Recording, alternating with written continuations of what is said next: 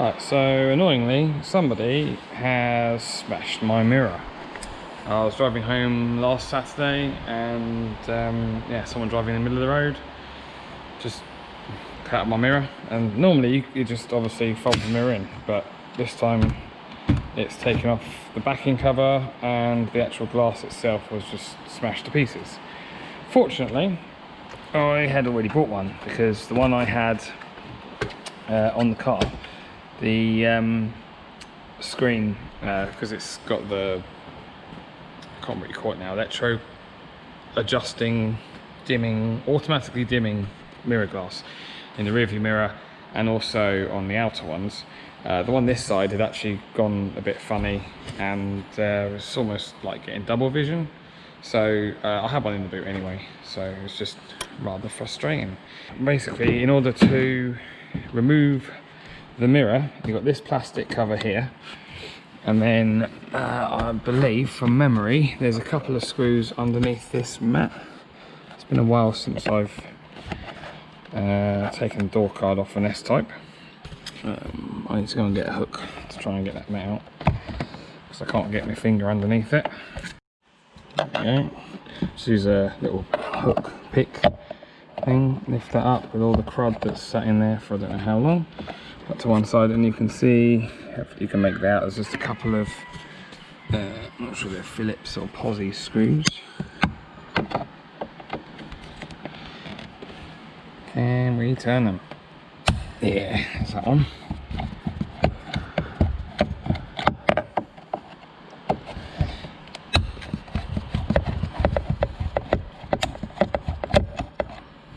Now, just little tiny screws there. A bit rusty those ones, so I'll put them on my dashboard there so I don't lose them. And then down here I've also got a plastic scraper, and this just pops out, I think, from memory. There we are. Obviously last time I did this I did it with two hands, not just the one. I might have to put the camera down. Nope, there we are. So I think the only other thing then holding it on, after those two screws then, must be the poppers. So I use a plastic scraper, I don't want to damage the door. Let's get it under there. There we go. Alright, so the whole bottom of the door card is now loose. I'm kind of hoping I haven't damaged too many of the plastic clips. And then the only other thing that's in the way is this bit of plastic trim here, which unfortunately goes all the way around. So I might just try and take the door card off first. It kind of hooks on the top here. Ooh. Horrible sounds it makes when the clips go. There we go. Alright, so we'll drop that down there. This is the plug for the mirror.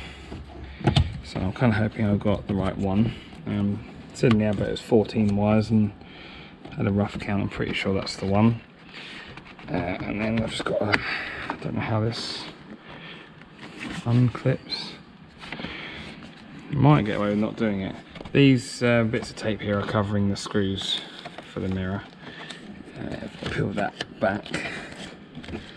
There's 10mm nuts actually up inside there, and there'll be one here and one there. I'm going to be very careful not to break this, but I'm not quite sure how it unclips, so I'll probably just hold out the way while I undo the 10mm nuts.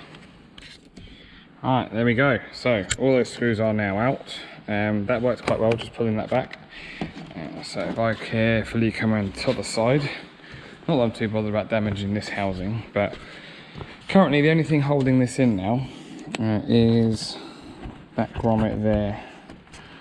So I'll just push that through, like so, and give the mirror a gentle wiggle.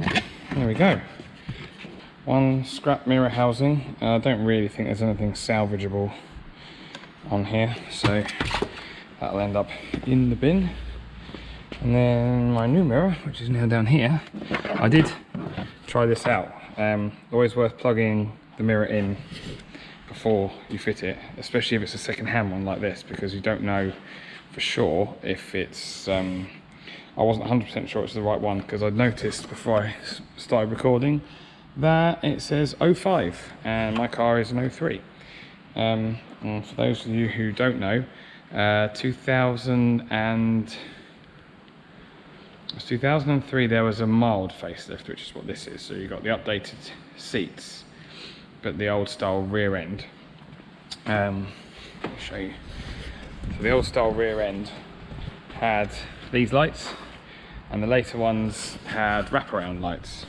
But they also, I think, had different style mirror. So I wasn't totally sure this would be the right one. But turns out it's fine, so we're all good. And I'm going to try, this is going to probably have to be a camera down job as well, because that plastic backing that was in the way, that I had to hold out the way, is now in the way. So I'll put this in and put the nuts on, and then we'll just put the door card back together. Alright, that is all now in. Obviously these bits of tape needs to go back on. Grommet's all in, so we're all good there. Plug needs to go back in. That loom went under there. And so the only other thing left then is these are the poppers, the clips that go in. This one's actually slightly broken, you can make that there. And that was the very bottom one. They just slide into a groove there. So any that are still in the car you need to take back out. And the only one I've got left is this one. I use this trim clip remover, and be a bit careful. Makes a horrible noise as they fall out, but a nice noise when they hit the ground, because you know they're not going to be lost somewhere. And that one goes in there, and that one there you can see is actually broken, so that will just have to live like that. But all of the others you can see are out, so it's just a case of lining up these studs with the holes. That's all got to go back on, but then held on with a bit of, I presume it's Velcro. Yeah, it's like Velcro stuff on either side. So holds that in place while you put the door card on. Thanks Jaguar, great idea. So again, try and do it one-handed. You can see, if you can make out, there you go. Just about see that stud there. There's also that yellow, you can make up the yellow locating pin there. Goes into a hole in the door. What's that like? Oh, there you go. There we go, that's it. And just bang it in. Get that sort of lined up.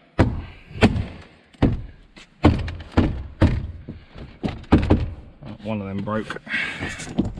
There you go, that's the stud broken off, but door card's pretty secure now. Just got those two screws to put in, and this, which is the cover for the door handle. That actually clips in. You can see there's like a stud there and another one there, and they sit in those grooves. Two grooves there, which are those two there, and then there'll be another one at the back here.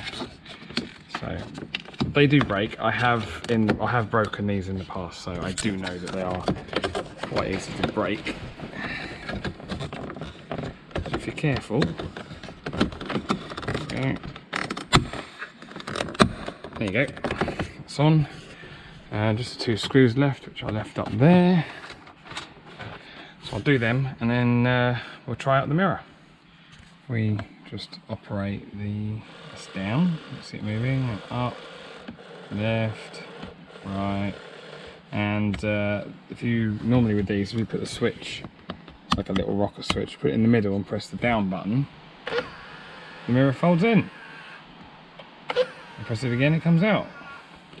And my passenger one doesn't actually do that. It just probably can't see it on there, but it just makes a buzzing sound and doesn't really move.